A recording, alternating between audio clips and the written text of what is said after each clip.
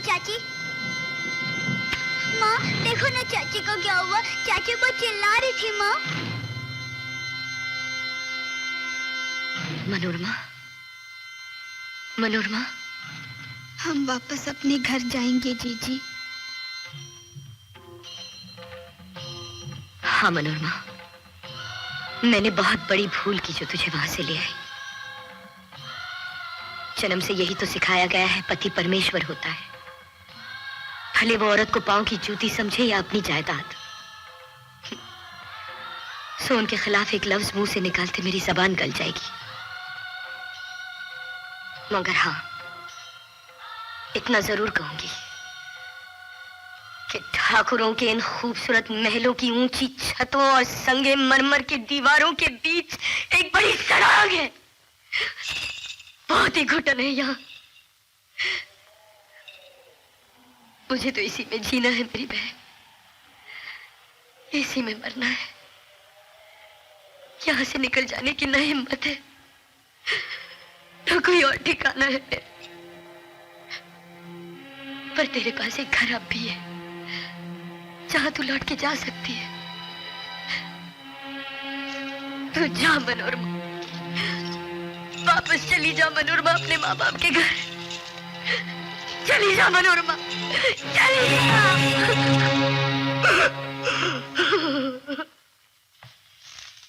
कौन आया है मुनीम जी? रमा बेटियां आई हैं हुजूर। रमा? जी। रमा, रमा, रमा। माँ, अब हम वहां कभी नहीं जाएंगे माँ। क्यों? गई तो थी बड़े ठसके से, क्या अब हम यहाँ नहीं रहेंगे? फिर क्या हुआ? जीजी। और वो जो तेरी जेठानी राज कराने ले गई थी, सो इतना भी मुंह नहीं रखा कि खुदा के छोड़ जाती? नौकर के साथ भिजवा दिया। क्या क्या करती हो? घर आई बेटी से ऐसे बात की जाती है क्या? तो और कैसे की जाती है? कहना आसान है, पर विधवा को सहेज के रखना कोई मजाक नहीं। फेर दिया ना खोटे सिक्के सा 4 ही दिन में। अब तू उधर कहाँ जा रही है? अरे भाई, ऊपर अपने कमरे में जा रही है। ऊपर इसका कमरा मेरा कोई नहीं है, नीचे रहेगी, जहाँ तुम्हारी माँ रही थी विधवा होने के बाद। और तुम जाकर अपनी बैठक संभालो। औरतों के काम में दखल देने की कोई जरूरत नहीं। जो जैसा रिवाज है वैसा ही होगा, समझे? महाराज, ओ महाराज, चाबी ना उधर की और खोलो कमरा।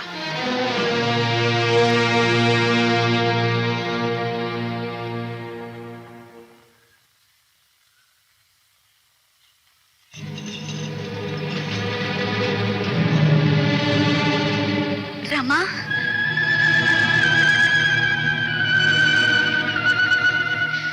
रमा, रमा, मेरा जी घबरा रहा है। सच सच बता, बात क्या हुई? बोल रमा, बोल।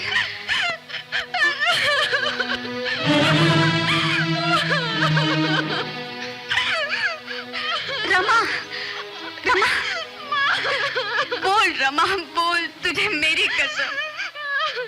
क्या बताए माँ, रात चेची हमारे कमरे में घुस आए और जबरदस्ती हमें। बस कर लड़की, बस कर। मुझे ऐसा ही कुछ लग रहा था। खबरदार, जो किसी से जिक्र भी किया तो नहीं इस बात का, सुना? किसी से जिक्र भी नहीं करना।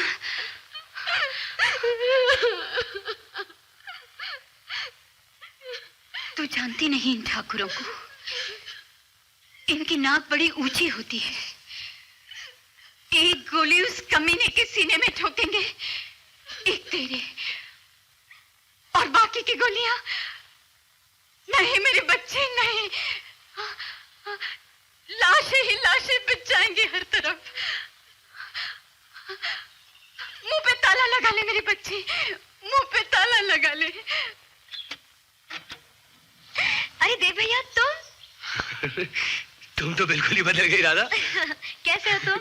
मैं ठीक हूँ, तुम कैसी हो? जीजा जी कैसे हैं? सब ठीक है। अच्छा, ये आओ। अरे तुम्हारा सामान कहाँ है? सामान नहीं लाया, वो शाम की गाड़ी से वापस जाना है ना। अरे वाह, इतने दिनों बाद याद आई मेरी। और 2 दिन रुकोगे भी नहीं? आओ, नहीं, बैठो। वो बात नहीं राधा। सच बात तो यह कि कुछ दिनों से जी बहुत घबरा रहा था। रहा नहीं गया तो मैंने सोचा मैं तुम्हारे पास चला हूं। देव भैया? हाँ राधा, मनोरमा के बारे में किससे पूछता? तुम ही से तो पूछता ना। मैंने अच्छा नहीं किया ना जो तुम्हें टोका। क्या पता तुम दोनों का ही मेल हो जाता। नहीं राधा, तुमने तो अच्छा किया जो वक्त रहते ही टोक दिया। मनोरमा ठहरी बड़े घर की बेटी, और मैं उसे सब वो कहां दे पाता जो कुंवर नरेंद्र दे सकते हैं। अच्छा कैसे कुंवर साहब, अच्छे तो हैं वो? देव भैया? सच कहना राधा, मनोरमा खुश है ना उनके साथ? सुखी है ना दोनों?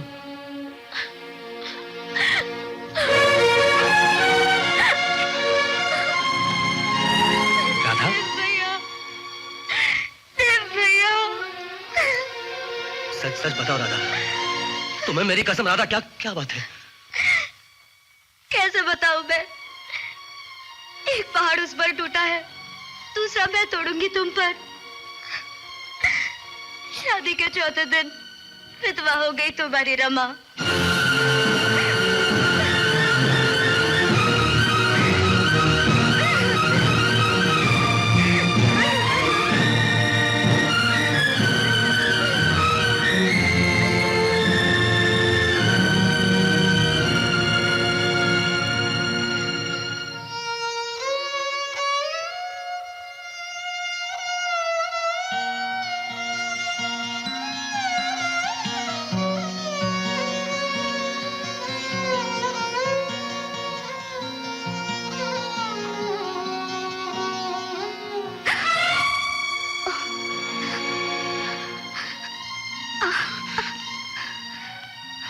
इतने सारे जूते चप्पल क्या हुए तुम्हारे मनोरमा?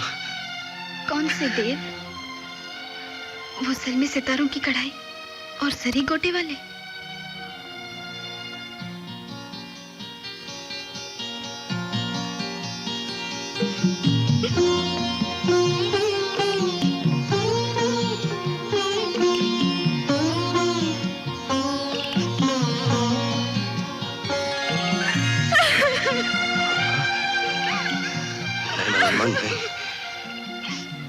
मनोरमा, बहुत कुछ मिला था हमें देव, पर देखो ना, सब कुछ छिन गया, सब कुछ छिन गया हमसे। ऐसा नहीं कहते मनोरमा, सब ठीक हो जाएगा, सब ठीक हो जाएगा।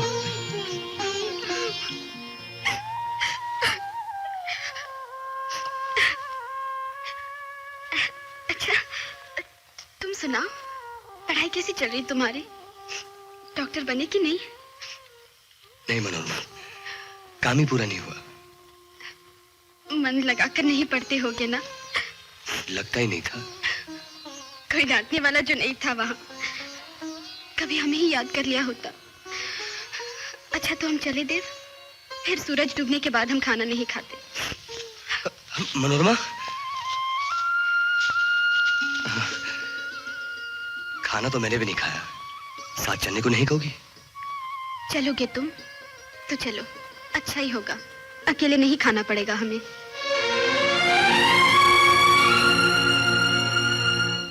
महाराज। बोलो बिटिया। देव खाना यही खाएंगे, एक थाल लगा कर दे जाना। अच्छा बिटिया। एक थाल? मनोरमा, तुमने भी तो खाना नहीं खाया मनोरमा? हम तो मंदिर जाते वक्त ही पका कर रख जाते हैं, लौटकर फिर वक्त नहीं बचता ना। तुम्हारा खाना महाराज नहीं बनाता? महाराज को तो 20 काम होते हैं और हम रहते खाली सारा वक्त। सोचा अपना खाना आप ही पका ले, कुछ तो वक्त कटेगा। आओ। तुम यहाँ कहाँ जा? तुम्हारा कमरा तो ऊपर है मनोरमा। नहीं, अब हम यहीं आ गए हैं, सुबह शाम मंदिर आने जाने में आसानी रहती है ना। आओ।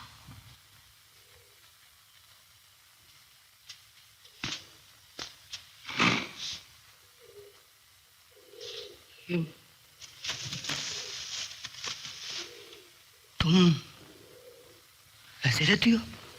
महाराज जी छोटी मालकिन।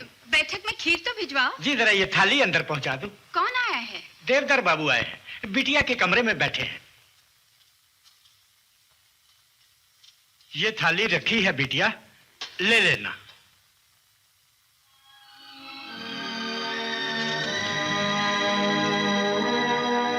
महाराज थाली अंदर क्यों नहीं लाए? शायद जल्दी में होंगे। तुम बैठो, खाओ। और तुम? हम बाद में खाएंगे, तुम खाओ ना।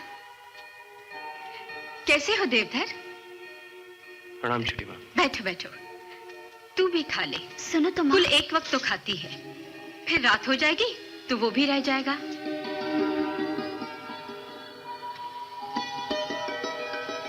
तुम ये खाना खाती हो? बड़ी माँ कहती हैं विधवाओं के लिए यही ठीक रहता है, इससे मन शांत रहता है, बुरे ख्याल नहीं आते मन में। यहाँ के मुर्दा बना रहे आदमी, इसलिए ये खाना दिया जाता है।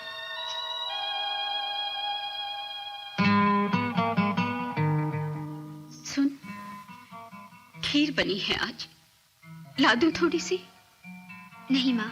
नहीं क्यों, खा ले ना। चोरी खाने से तो सामने खाना अच्छा। भगवान जाने इन विधवाओं को चटोरापन क्यों लगा रहता है इतना। देव थाली पर से उठकर नहीं जाते, अन्य देवता का अपमान होता है। जीते जागते इंसानों का कोई अपमान नहीं होता है। तुम्हें बड़ी दया आ रही है हम पर, है ना देव? मगर हमने सब सहना सीख लिया है। क्यों सीख लिया तुमने? क्यों? अत्याचार कर रही हो तुम अपने ऊपर मनोरमा, अन्याय कर रही हो तुम, और ये पाप है। अन्याय करना भी और अन्याय सहना भी पाप कर रही हो तुम मनोरमा।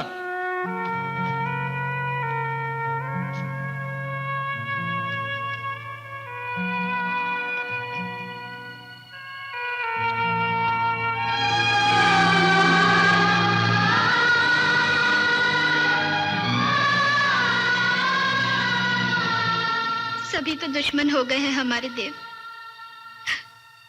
तुम भी रुलाकर चलते बने। मैं तुम्हें ऐसी जिंदगी जीते नहीं देख सकता मनोरमा। आज मैंने तुम्हारा दिल दुखाया है, मुझे माफ कर देना मनोरमा। लेकिन कोई झूठी रिवायतों के बोझ तले घुट घुट के मर जाए, नहीं मनोरमा, नहीं, मैं ये नहीं देख सकता मनोरमा, नहीं देख सकता। मनोरमा, क्या है? बहुत नाराज हो ना? नहीं। हो तो सही। अच्छा, मुझे माफ नहीं कर सकती? किया। नहीं, ऐसे नहीं। कल अन्न देवता का अपमान करके चला आया था ना, आज प्रायश्चित करना चाहता हूँ तुम्हारे सामने। जरूरत नहीं। फिर तो बड़ी गड़बड़ हो जाएगी। मामी से कहकर आया था कि मनोरमा को साथ लेकर आऊंगा, उन्होंने खाना भी पकाया होगा। तुम जानते हो देव, हम जो अपने हाथ से पकाते हैं वही खाते हैं। हाँ हाँ, मामी ने भी शुद्ध ही पकाया है। नहीं देव, हम दिन में सिर्फ एक बार खाना खाते हैं। अरे सुनो तो, अभी खा लेना, शाम को मत खाना। कल भी तो नहीं खाया होगा तुमने। सच कहना, खाया था? नहीं, मगर तुम समझते क्यों नहीं देव? घर पर सब लोग इंतजार करेंगे हमारा। किसी को ख्याल तक नहीं आएगा तुम्हारा। हाँ, छोटी माँ परेशान हो सकती है, सोमेन ने खबर पहुंचा दी है। चलो। तुम तो देव बहुत जबरदस्ती करने लगे हो। तुमने जो करनी छोड़ दी। चलो।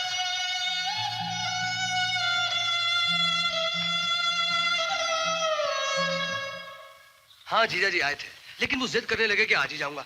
मैंने तो बहुत कहा कि मत जाओ मत जाओ, पर हमारी यहाँ बात कौन मानता है। और आओ मामी। ये सब तो हम नहीं खाते काकी। रूखा सूखा जो बन पड़ा है सामने रख दिया है बिटिया, खा लो। ऐसी बात नहीं है। अरे इसमें मिर्चें नहीं है, कसम से।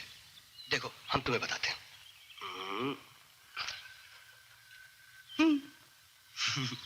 लो, तुम खा लो। लो। नहीं देव। चुपचाप से खाती हो तो मैं जबरदस्ती करूं? फिर भले तुम हमें दांत काट लेना, हम चौथा इंजेक्शन पेट में लगा लेंगे। हाँ लो। नहीं। ओहो मामी, घर में काला मलम है कि नहीं? जरा उसे तैयार रखना, मनोरमा हमें पहले काटेगी फिर पट्टी बांध लेगी। क्यों? है ना?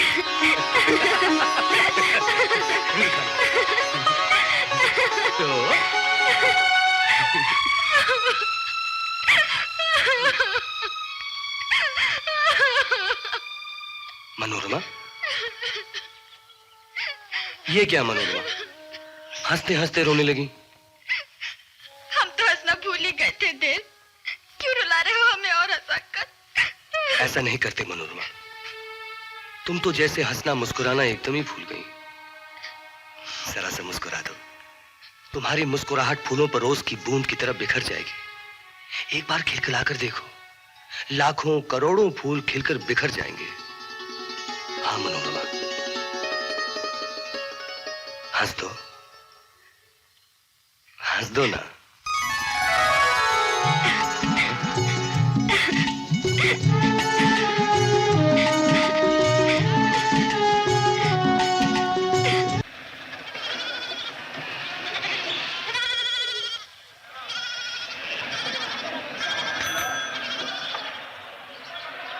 धत तेरे की, सवेरे सवेरे विधवा का मुंह देख लिया। राम जाने क्या होगा।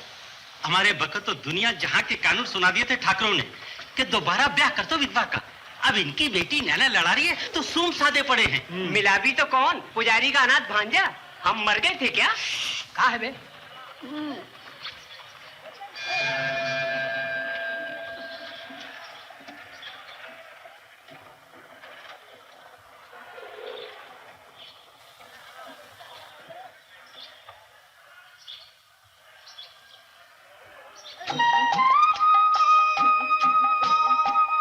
देव, इसमें कोई सलमे सितारे नहीं जड़े हुए हैं।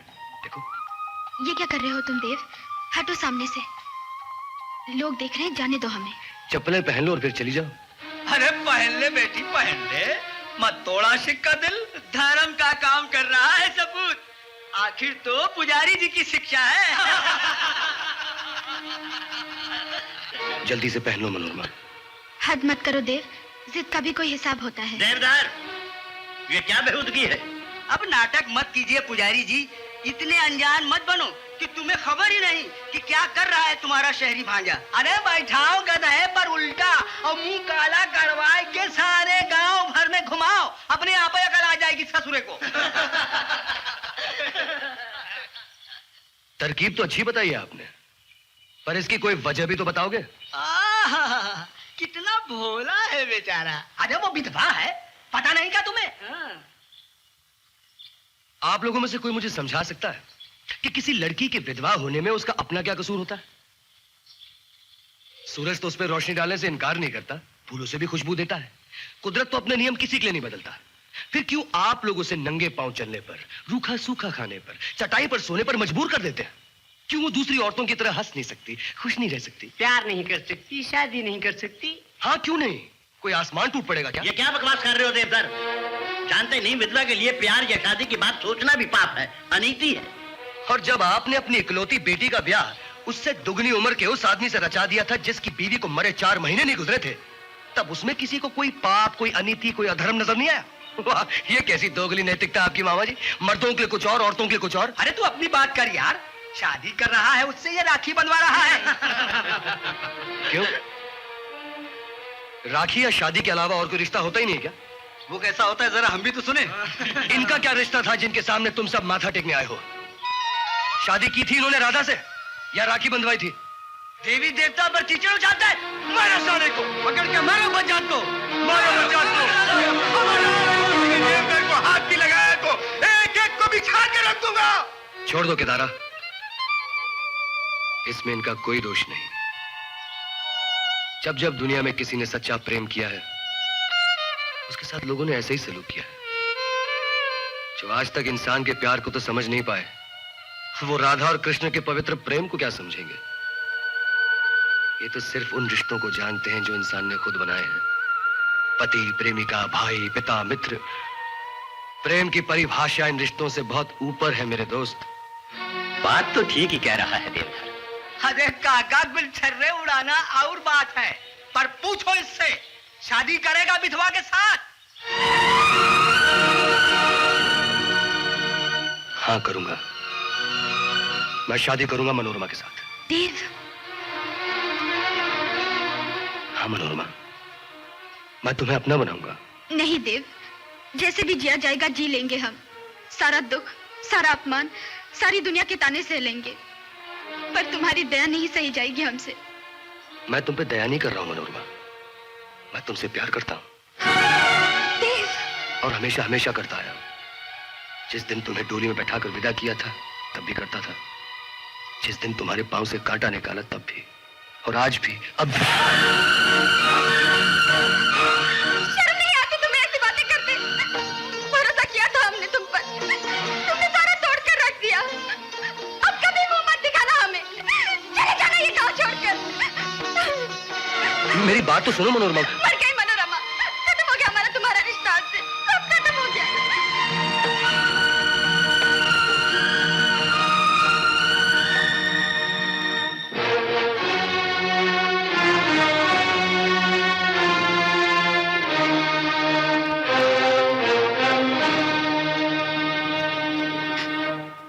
बड़े बाबूजी, कहीं से थोड़ा सा जहर ला के दे देना हमें बेटी, हम आंखें मूंद लें तो फिर हमारी छाती पे पांव रखकर निकल जाना, और जो जी में आए करना, हम रोकने नहीं आएंगे। हमने ऐसा कुछ नहीं किया बड़े बाबूजी, कुछ नहीं किया। आप भी इन लोगों की बातों में आ गए। हमने कुछ नहीं किया बड़े बाबूजी, कुछ नहीं किया। हमें जो कहना था बेटी, हम कह चुके, अब तुम जानो।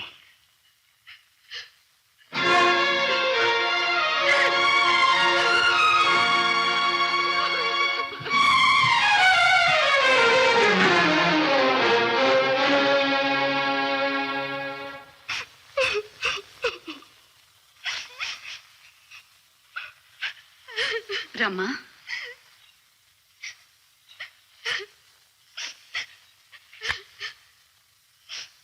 एक बात पूछूं? क्या तू देव को प्यार नहीं करती? सच सच बता, क्या तू उसे नहीं चाहती? तू भी माँ। तुझे तुझसे ज्यादा मैं जानती हूँ रमा, मैं तेरी माँ हूँ। सच तो ये है, तू उसे प्यार करती है, इसे तू भी जानती है, लेकिन मानती नहीं। क्योंकि वो गरीब है, अनाथ है, और तू इन महलों की चार दीवारी में पली ठाकुरों की बेटी, जिसे बचपन से यही सिखाया जाता है, धर्म, आचार, नीति, समाज की मर्यादा, पवित्रता। और इन बड़े बड़े शब्दों के जाल में उलझकर तू खुद भी ये मानने लगी है कि तुझे खुश होने का कोई अधिकार नहीं। सच्चाई से कब तक मुंह मोड़ेगी? मैं पूछती हूँ, सोते जागते उठते बैठते, यहाँ तक कि तेरी हर सांस के साथ देव देव देव देव। ये प्यार नहीं तो और क्या है? सिर्फ प्यार है मेरी बच्ची, सिर्फ प्यार। तो तेरा कोई सरोकार नहीं छोटे राजा, पर अय्याशी से कब जी भरेगा तेरा? मतलब औरतों को बर्बाद करने का तो जैसे अधिकार है तुझे, कम से कम एक को तो आबाद करते तू। कहना क्या चाहती है? तेरी बेटी को बड़ा प्यार करता है वो लड़का, घर बसा दे अपनी दुखियारी बेटी का, दोबारा ब्याह कर दे उसके साथ। कौन है वो हरामजादा? बोल कमीनी, नहीं तो जान से मार डालूंगा। बोल! क्यों मार रहे हो मेरे बेकसूर बच्चे को? अरे मैं तुम्हारे मत मारो मेरे बच्चे को। अरे मत करो ताली।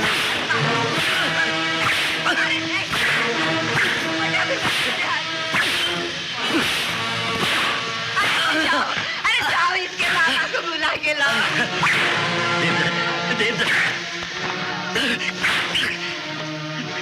ये क्या कर रहे हैं आप लोग? हाथ रोको भगवान के लिए, हाथ रोको। छोटे ठाकुर, ये क्या हो रहा है? क्या इसको जान से मार देंगे? कह देना अपने भांजे से पुजारी कि उसे अपनी जान प्यारी हो तो रातों रात गांव छोड़कर चला जाए। सजा लेकर जा रहे हो छोटे राजा, अब भी मेरा कसूर नहीं बताएंगे? जरूर बताएंगे, ताकि सारा गांव भी समझ ले कि ठाकुरों की बेटी की इज्जत पर हाथ डालने वाले का क्या हश्र होता है। झूठ बोलते हो ठाकुर। बेटी की इज्जत की खातिर तुम नहीं आए हो यहाँ। दुनिया के सामने अपनी झूठी शान और ऊंची नाक बनाए रखने के लिए आए हो। देवधर, जब सारा गांव से विधवा कहकर मुंह घुमा लिया करता है, उसमें इज्जत नहीं गई तुम्हारी। और मैंने जरा सी इज्जत देनी चाहिए उसे, तो तुम्हारी इज्जत खराब हो गई।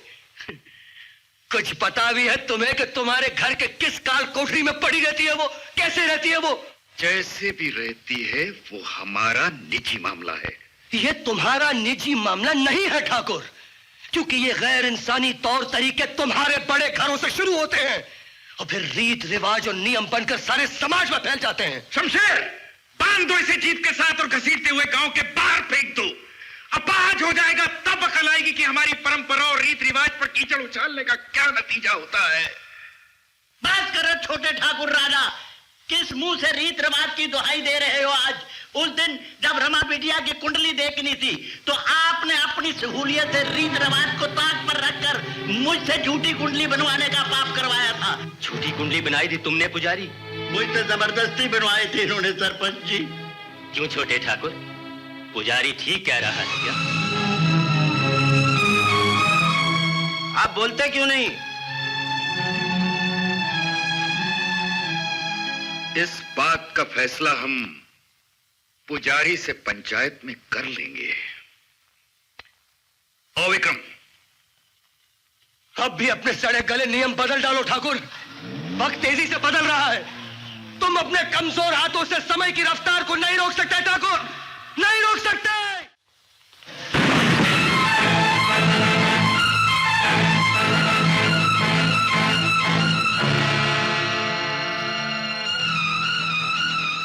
रामजादी, चीर के रख दूंगा अगर तूने इस कमरे से बाहर पैर भी निकाला तो, समझी? क्या हुआ? क्या किया है इसने? क्या किया है? नाक कटवाती फिर रही है उस 2 टके के कंगाल छोकरे के साथ। अभी तो सिर्फ खाल उधेड़ी उस देवधर के बच्चे की। देवधर?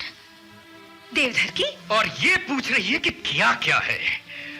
आज छोटे लोगों के मुंह लगना पड़ा इस कमबख्त की वजह से।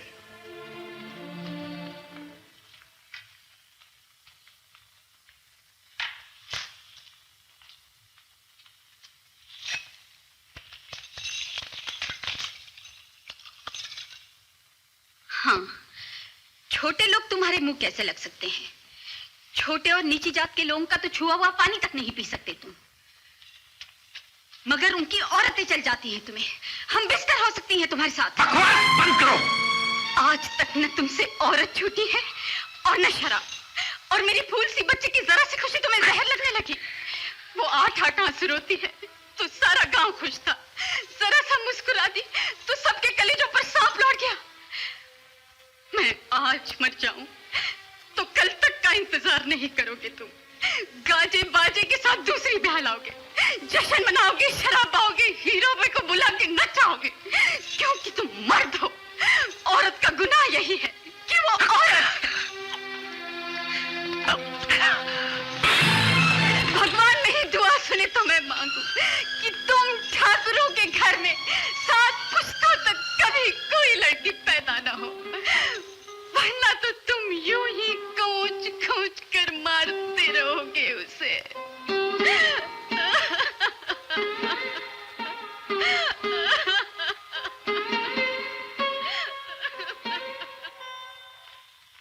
राजा साहब, आप अचानक कैसे आना हुआ? जी वो मैंने बुलाया था रमा को ले जाने के लिए।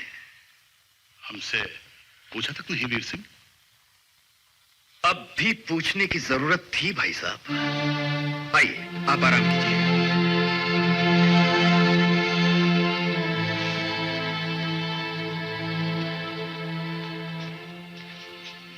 रमा का सामान बांध दो, राजा साहब लिवाने आए हैं। आइए।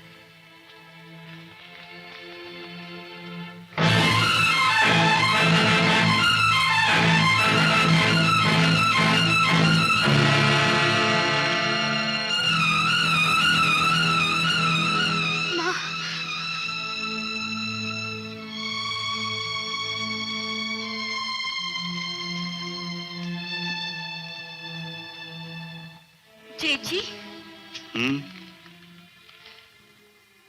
वो मर जाएगी जेठ जी, वो जिंदा नहीं बचेगी।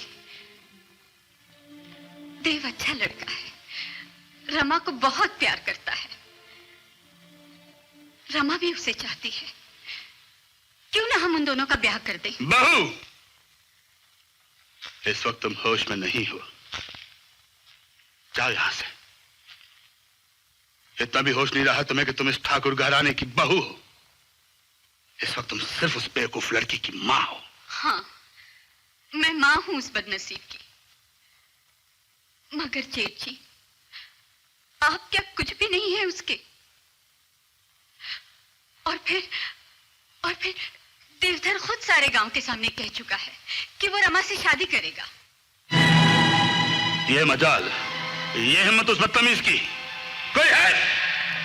चौकीदार, चौकीदार, किशन लाल को बुलाओ फौरन।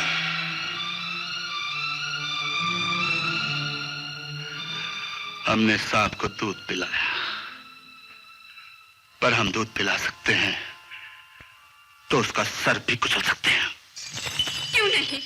वो कमजोर है ना, गरीब है, छोटा है। जान से मार दीजिए उसे, क्योंकि उसने आपकी बेटी की बुझी हुई जिंदगी में फिर से रोशनी डालने की कोशिश की है। मगर मैं पूछती हूँ, उसका क्या कर लिया आपने, जिसने आपकी मासूम बेटी की इज्जत लूट ली? जी हाँ, मैं पूछती हूँ, आपने उस वीरेंद्र प्रताप का क्या कर लिया, जिसने रमा की इज्जत लूटी?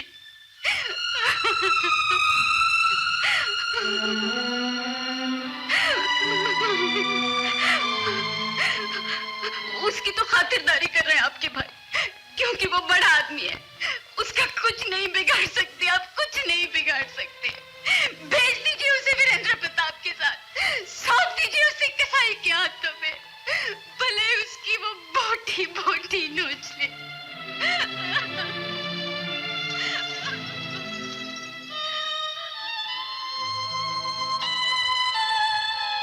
सुनो जी, गुस्से और नफरत से बात और बिगड़ सकती है। मेरी मानो तो जो भी कदम उठाओ सोच विचार कर।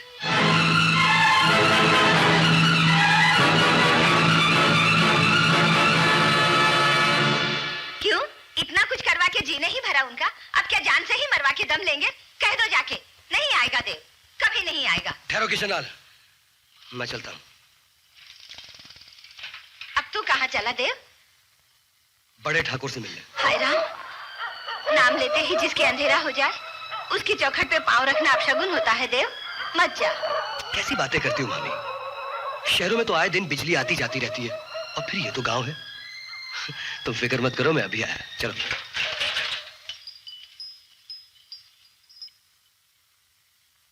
आ जाओ देवधर, हम यहीं बैठे।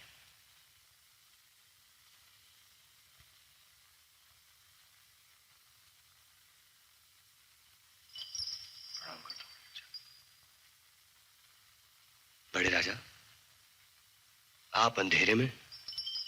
तुमसे कुछ बात करनी है। अच्छा हुआ अपने आप अंधेरा हो गया। बैठो।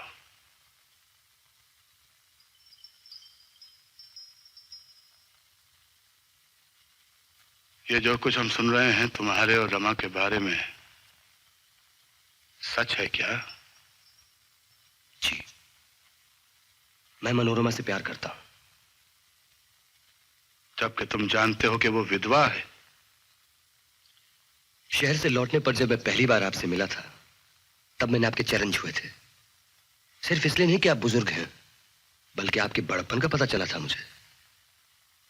उस दिन आप महतो से उसकी विधवा बेटी का फिर से ब्याह करने को कह रहे थे बड़े राजा ठाकुर। वो बात और थी देवधर।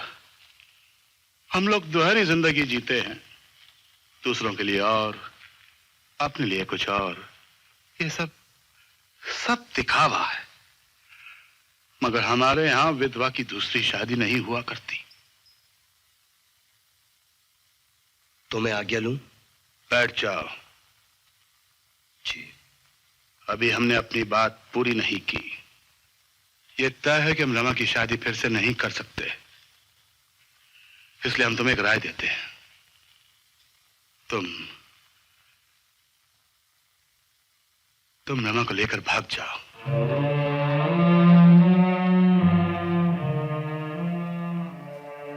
बड़े राजा ठाकुर? हाँ देवधर, हम उसी मासूम को जी भर के कोसेंगे कि कुल का नाम डुबोकर चली गई, और इस तरह अपनी नाक बचा लेंगे। तुम फिक्र मत करो, तुम लोगों के जाने का सारा इंतजाम हम खुद करवा देंगे। बस किसी को इस बात की खबर ना होने पाए। नहीं होगी, किसी को इस बात का पता नहीं चलेगा बड़े राजा ठाकुर। मगर मैं मनोरमा को भगाकर नहीं ले जाऊंगा। हाँ बड़े राजा ठाकुर, क्योंकि ये एक रमा और देव की जिंदगी का सवाल नहीं है। यह सदियों से चली आ रही गलत परंपराओं और रीत रिवाजों के खिलाफ लड़ाई है, जो नासूर बनकर हमारे समाज में फैल चुका है बड़े राजा ठाकुर। रमा अगर शादी का जोड़ा पहनेगी तो आपके आशीर्वाद से, आप खुद अपने हाथों से उसे डोली में बैठाकर विदा करेंगे, तब जाएगी वो। देवधर, यह धर्म युद्ध है बड़े राजा ठाकुर, इसमें समझौता नहीं होगा। या तो इसमें पूरी तरह हार होगी या जीत।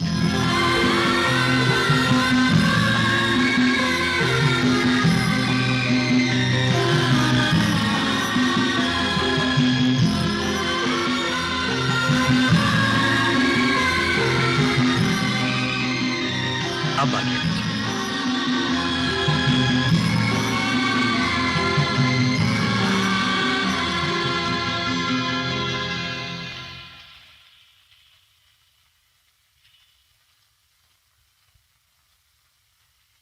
भगवान करे तुम जीतो और हम हार जाएं।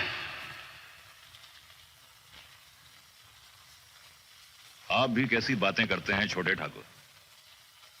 उस पिद्दी की ये मजाल कि वो हमारे खानदान की इज्जत पर हाथ डाले। नहीं, ऐसी बात नहीं है। हमें लगता है कि सारा गांव, सारी बिरादरी उस कमीने देवधर के साथ है। आप उसकी चिंता करना छोड़ दीजिए। गांव तो गांव, अब ऊपर से भगवान भी आकर उसकी रक्षा करना चाहें तो उसे मौत के मुंह से बचा नहीं सकते। मैंने पूरा इंतजाम कर दिया है। ठाकुर साहब, आज ही रात उस कुत्ते की लाश के टुकड़े टुकड़े करके ऐसी जगह डाल देंगे कि चील कौवों को भी उसकी लाश का पता नहीं चलेगा।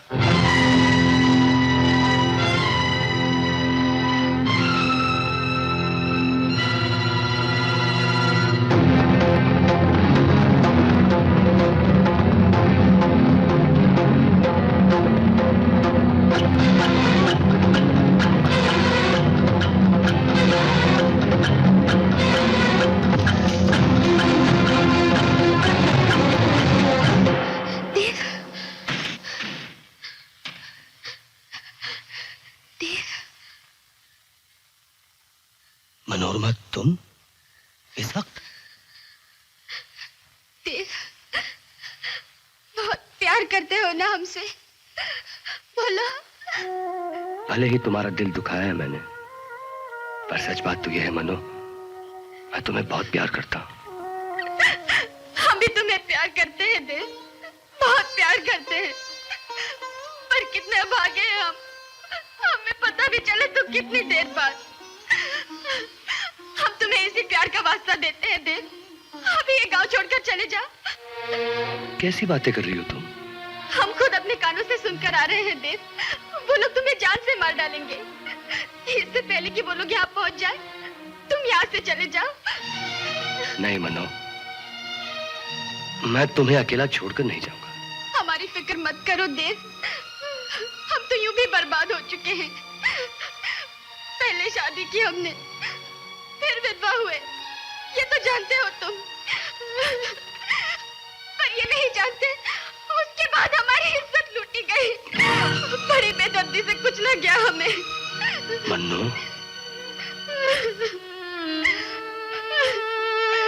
बासी कुचले फूल देवता के चरणों पर नहीं चढ़ाए जाते देव मेरे। अब तुम्हारे लायक नहीं रहे हम।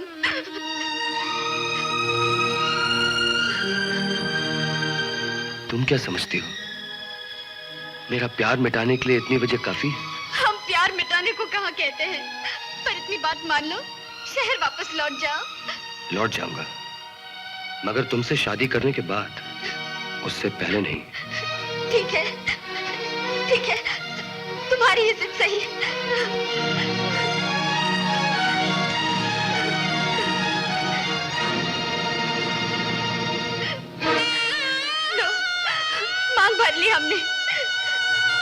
ये क्या किया मनोरमा? पति मान लिया है तुम्हें। अब हम अपने सुहाग की भीख मांगते हैं तुमसे। चले जाओ यहाँ से, चले जाओ ये गांव छोड़कर देश, चले जाओ।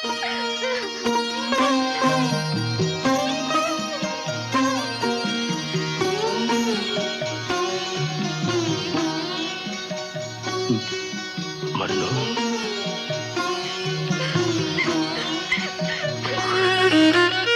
मेरे हमारा तन मन, हमारी हर सांस तुम्हारी है देश। हमारा कहा मान लो।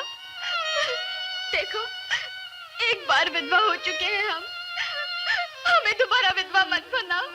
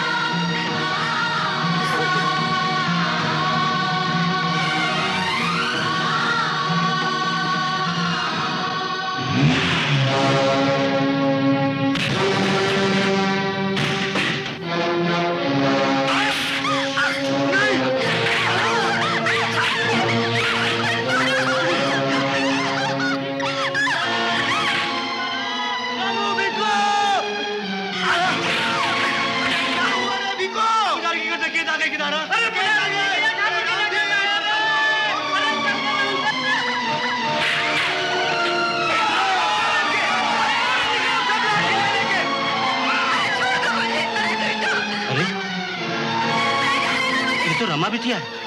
अरे छोड़ दो, बताओ मेरे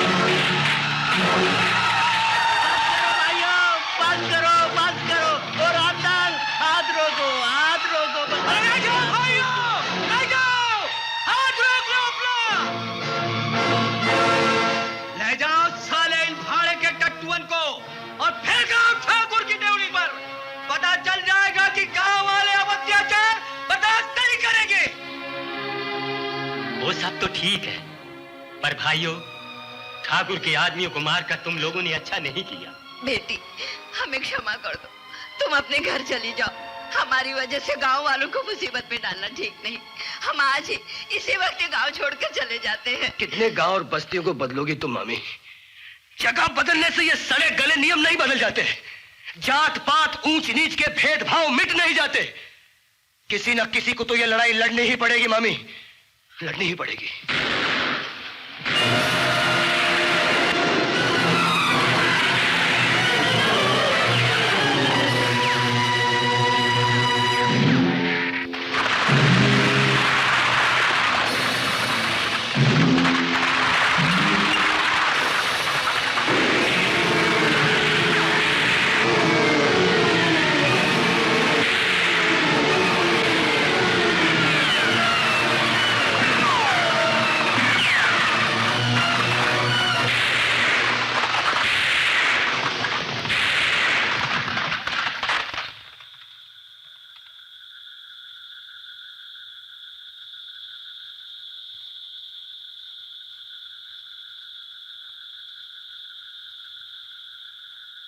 बस्ती वालों, हमारी तुम्हारे साथ कोई जाती दुश्मनी नहीं है। अगर है तो इस हरामखोर के साथ, जो 4 दिन शहर में हमारे टुकड़ों पर पलकर अपनी औकात भूल गया है, या इस छिनाल के साथ जिसने मना करने के बावजूद अपने घर से बाहर कदम रखा। तमीज से बात करो छोटे ठाकुर। रमा बाप की बेटी नहीं, मेरी पत्नी है। आपको उसे गाली देने का कोई हक नहीं। रामजादी, तूने इस नीच और छोटी जात के अनाथ लड़के से नाता जोड़कर हमारे मुंह पर थूका है। सबसे पहले हम तुझको मारेंगे।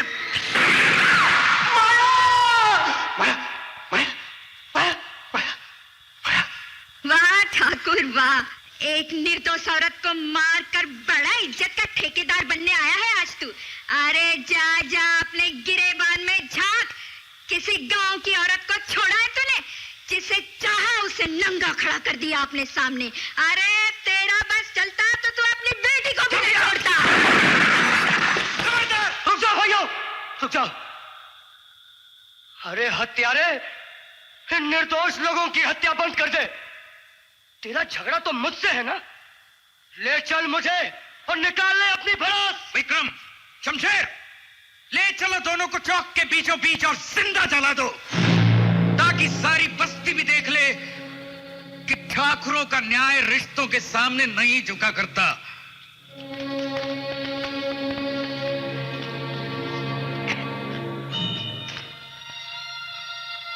आप भी कैसी बातें करते हैं छोटे ठाकुर?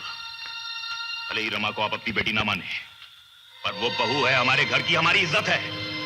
अरे मार नहीं है तो उस कमीने को मारिए जो सारे झगड़े की जड़ है। अब वही होगा जो हम फैसला कर चुके हैं। छोटे ठाकुर, छोटे ठाकुर!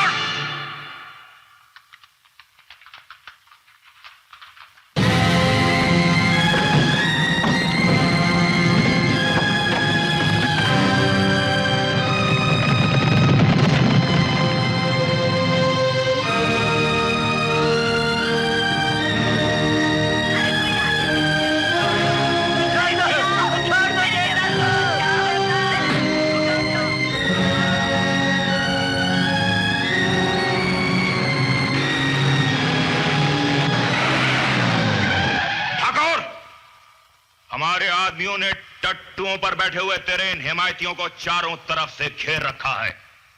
अगर हमारी बहू पर जरा सी भी आंच आई तो तेरी और तेरे इन पालतू कुत्तों की लाशें जमीन पर तड़पती हुई नजर आएंगी। तुमने हमें बुलवाया था रमा को ले जाने के लिए, और हम उसे किसी भी कीमत पर लेकर जाएंगे। वीरेंद्र प्रताप!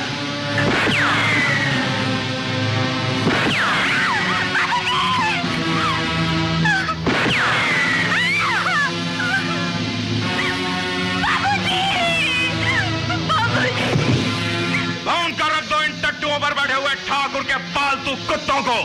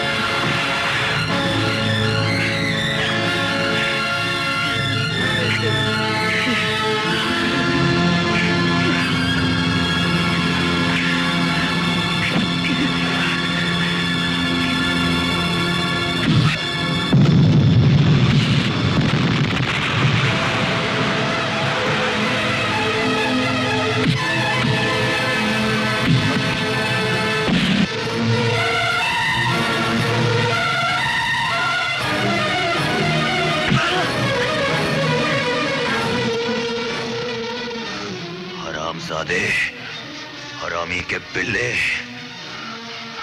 तेरी ये जुर्रत के तू ठाकुरों पे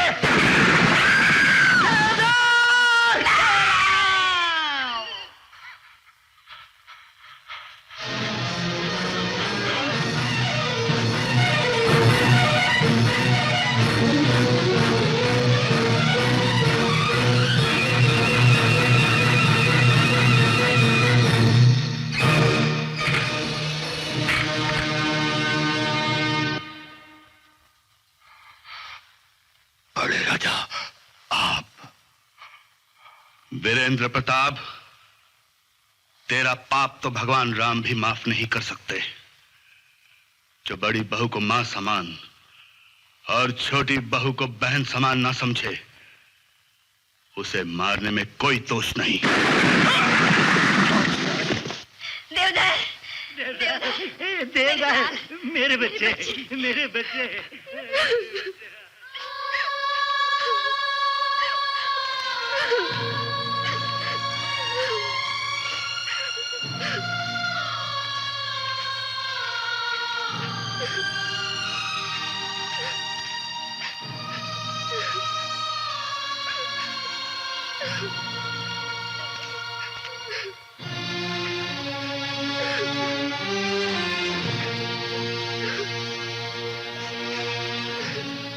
वीर सिंह, काश वक्त रहते ही आंखें खुल जाती।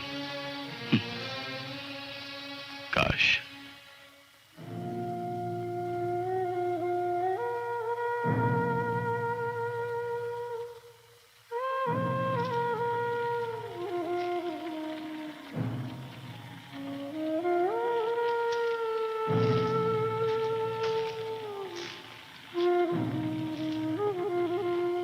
भाइयों, देवधर ठीक कहता था।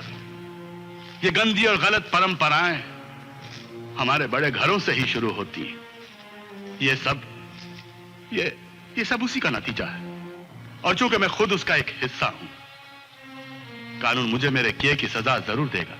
बड़े बापूजी, बड़े बापूजी नहीं बेटी, सब ठीक हो जाएगा, सब ठीक हो जाएगा।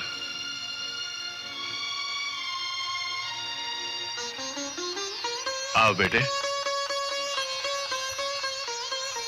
लो, संभालो इसे। देवधर भाई, तुम जीते और हम हार गए।